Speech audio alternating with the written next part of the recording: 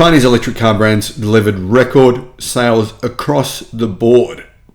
Most car manufacturers in China, most of the premium automakers, XPeng, Nio, etc., delivered record sales figures. Really interesting here, but the one big brand we should be paying attention to, I still believe is being overlooked, and you can actually invest in this brand right now. It's remarkably easy to do so. They are listed on the New York Stock Exchange. Hello, my friends. Welcome to the channel. I'm Sam Evans. You're watching the Electric Viking. It's great to see you.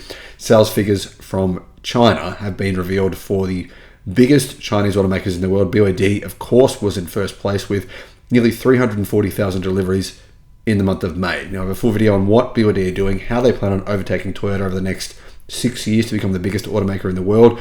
I believe that is a foregone conclusion. There's absolutely nothing Toyota can do about it. In fact, Toyota will be lucky to maintain second place. But what about everyone else? What about everyone else outside of BYD? And if you want to see my BYD video, I'll put a link in the description below. Other automakers in China that are doing incredibly well. At the end of this video, I'm going to tell you the automaker who I believe is probably making the best EVs in China, and they are a global car brand. You can buy the stock of this brand. I'm going to kind of tell you what I think about that brand towards the end of the video. But first of all, one of the car brands that did really well, guys, here in terms of sales in the month of May was actually Xiaomi. They have one model. They delivered 8,646 units of the Xiaomi SU7, which is built using a Gigapress, a 9,000-ton Tesla, not a Tesla branded Gigapress, but the same kind of Gigapress from the same company that Tesla buy them from, called Hydra in Italy. They use one of those, and they say that they can make an SU7 every 67 seconds. Every 67 seconds, one of these comes off the production line. That's amazing. Next was the brand Leapmotor. Now, Leapmotor vehicles, you should be able to buy them in Europe pretty soon. Stellantis, they have purchased a percentage of Leapmotor. And very wise move here from Stellantis. Stellantis plan on selling Leapmotor EVs in Europe. If you can't beat them, join them, right? And then sell their cars in Europe. And yeah, it's kind of like a Trojan horse. I've been mentioning this on a few occasions. Leapmotor, though, they delivered 18,200 cars in May.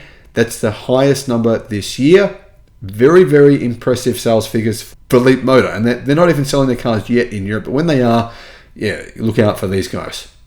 Next, Nio. They delivered a record of 20,544 cars in May. Really good numbers for Nio.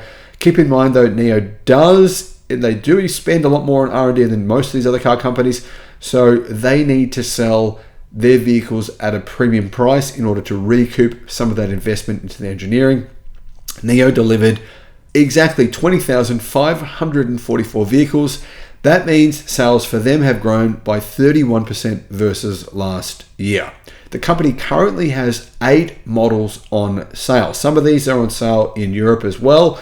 They include the ES8, the ES7, the ES6, the EC7, the EC6, the ET7, the ET5, and the ET5 Touring. Plus, they have a new brand, which is their Onvo brand. Their brand is being kind of positioned to sell more affordable cars. In particular, they have a Tesla Model Y rival. It's almost identically sized to a Tesla Model Y, and the price will be just slightly cheaper than a Tesla Model Y. Nio's CEO has been making a point saying, don't buy the Model Y, buy this instead, and kind of comparing the two, really trying to go after people who are buying Tesla Model Ys in order to grow their sales. Moving on, we have XPeng. XPeng delivered 10,146 vehicles in May. So that's their highest year to date. They delivered almost the same number of vehicles in May last year. XPeng sales, to be honest, are really all over the place, but fortunately for them, they have a joint venture partnership now with the Volkswagen Group. The Volkswagen Group own part of XPeng's company, which has given them some much needed cash. And they also will be selling the G6 in Australia and Europe. I believe it's already on sale in Europe. In fact, it's priced identically to the Tesla Model Y in Europe. Will that mean it'll be the same price as the Tesla Model Y in Australia? Probably not. The Model Y in Australia is incredibly cheap, 56,000 Australian dollars, about 36,000 US dollars for the Model Y. But the G6, it's a really good car. So you should absolutely consider whether or not you should have a look at the G6. I would recommend having a look at it if it's on sale in your country.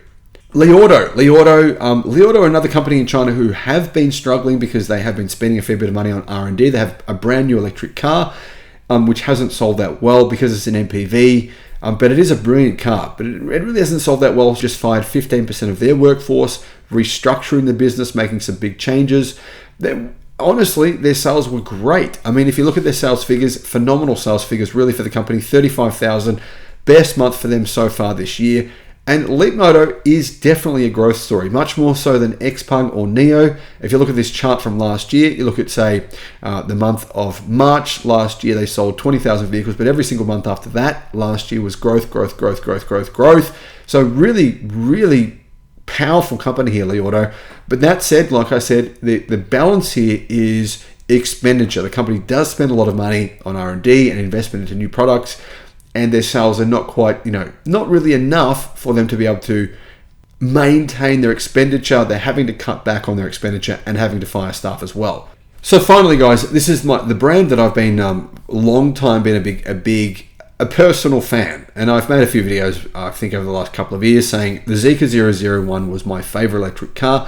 If I could buy an EV, if I could buy any EV in the world, what would I buy? The 001. For me now, it's the 001 FR, which is like the plaid version of the Zeekr 001. But anyway, guys, Zeekr are currently selling the Zeekr 001 in Europe, and they just had their best month ever. If you look at Zeekr's deliveries, they've actually grown versus last year. They are the only Chinese automaker who is selling more cars in the last 2 months of this year versus any single month of last year, versus December or November. Really, if you look at Zeekr's growth, they have grown more than anyone else in China. So yeah, sure, we're starting from a relatively low base, but still, these guys are selling premium electric cars. They're not selling them in this price race. They are keeping their prices at a point where they're not selling at huge discounts, and they're still selling incredibly well. That tells you something about demand for these vehicles. Zeekr's best month, 16,100 deliveries. But keep in mind, this is going to be a global car brand. This is just the beginning of their global expansion into Europe, into Australia, into countries like Thailand, other right-hand drive markets, Malaysia as well. I believe South Africa are coming as well. But anyway, Zeekr are planning on going global. They are a brand that Geely own, sort of a sister brand to Volvo, but they are a bit more premium than Volvo, a bit more luxury. And the finish and execution of these vehicles is absolutely premium. And I personally think it's definitely worth looking at this company. If you've got to invest in an EV company, they're one of the ones that you should be having a look at.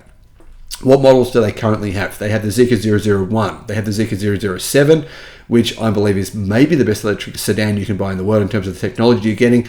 I would even look at the 007 instead of a Xiaomi SU7. I think it's the better car. Then you have the Zeekr 009, and you have the Zeekr X. Zeekr also have access to possibly the best battery in the world, which is the new golden battery, the highest energy density lithium iron phosphate battery in the world. It's also the fastest charging. I mean, guys, this is a brand that everyone should be taking very seriously. Incredible growth. Let me know what you think in the comments. Thanks for watching. Bye-bye.